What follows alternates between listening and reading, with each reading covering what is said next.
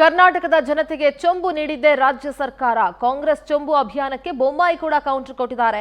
ಕಿಸಾನ್ ಸಮ್ಮಾನ್ ಯೋಜನೆಯಡಿ 4,000 ನಿಲ್ಲಿಸಿದ್ಯಾರು?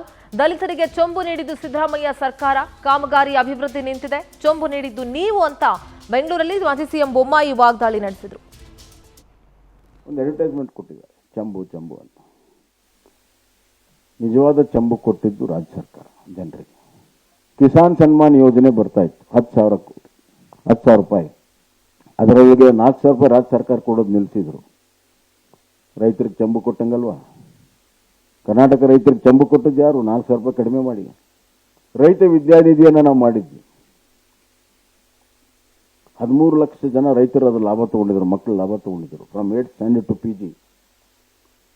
ಅದನ್ನು ನಿಲ್ಲಿಸಿದ್ರಿ. ರೈತರ ಮಕ್ಕಳಿಗೆ ಚಂಬು ಕೊಟ್ಟವ್ರು ಯಾರು? ನಾನು ಕೇಳ್ತೇನೆ. ಆಮೇಲೆ SC/ST ಜನಾಂಗಕ್ಕೆ ಕಳೆದ ವರ್ಷ 11,380 ಕೋಟಿ ರೂಪಾಯಿ SCP TSP